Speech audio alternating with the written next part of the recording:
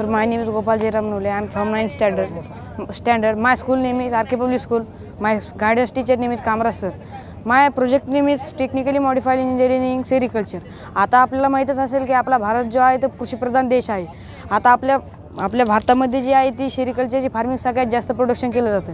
आता शेतकरी इतका प्रॉब्लेममध्ये आहे की शेतकरी आत्महत्या करायला लागले. आता आपण काय आता शेतकऱ्याला माहीत नाही की माझ्या बॅच फेल काचं कारण चाललं. आता हा जो माल आहे तो शेतकरी सगळ्याचं प्रोडक्शन करून बँगलोरला विकायला नेतो, त्यांच्या गाड्या पाठवतात ते.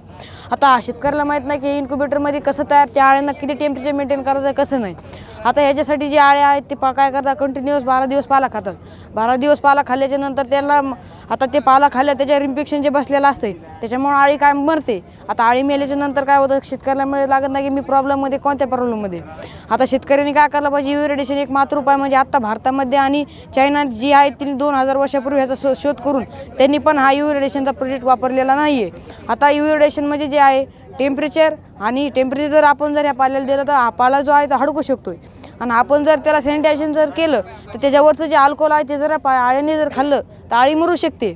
मग त्याच्यासाठी सोपा उपाय म्हणजे युरिडेशनची रेंज असते 100 नॅनोमीटर ते 380 नॅनोमीटर रेंज असते. आता ह्या पाल्यासाठी लागणारी रेंज आहे 100 नॅनोमीटर ते 200 नॅनोमीटरची रेंज लागते. आता ह्याच्यावरचे जे बॅक्टेरिया असतात त्यांच्यामध्ये सेल प्रेझेंट असतो. आता सेलमध्ये DNA प्रेझेंट असतो. DNA म्हणजे त्यांची जी जोडी असते आयडिनची जोडी थायमिनसोबत असते. आता ती जर बदलली त्यांच्यामध्ये म्युटेशन होतं. आता ते बदलले ते मरू शकतात. म्हणून ज्या आळ्याला आहे तो पाला खायला जाऊ शकतो, क्लिअर पाला जाऊ शकतो. मग त्या आळ्या काय करतात, हा माल बनवतात. हा माल बनवल्याच्या नंतर शेतकरी काय करतो, हा जो माल आहे तो बँगलोरला विकायला नेतो. आता ह्याच्या 1 क्विंटलची किंमत 65,000 रुपये शेतकऱ्याला मिळते. आता शेतकऱ्यांनी जर हे रोल जर घरी तयार जर केला तर शेतकऱ्याला 1 किलोचे रोलचे 7,59,000 रुपये एका किलोचे रोलचे मिळतात. आता आपल्याला जर 1 किलोचं जर प्रोडक्शन करायचं आपल्याला 100 किलो कोसला त्याला द्यावा लागतो तेव्हा आपल्याला 1 किलोचा रोल मिळतो.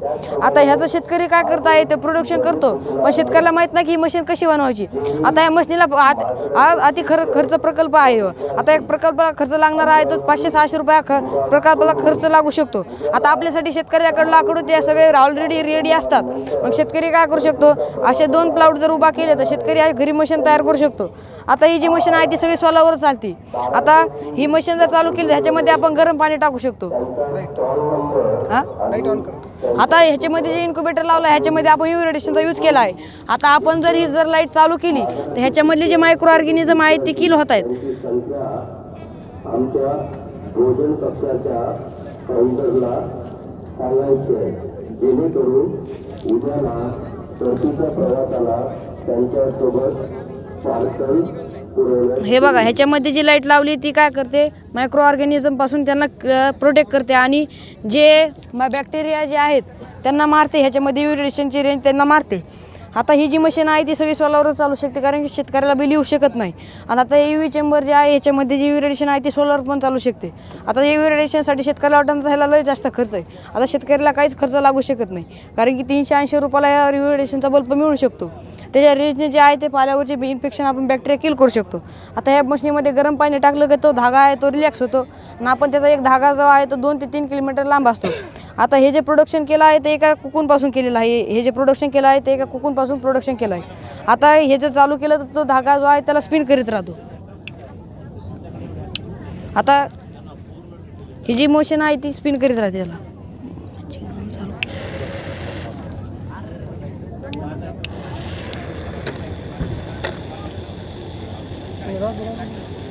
आता ते स्पिन केल्यानंतर शेतकरी विकू शकतो. शेतकऱ्याला 1 किलोची किंमतची 7,59,000 रुपये मिळू शकतात.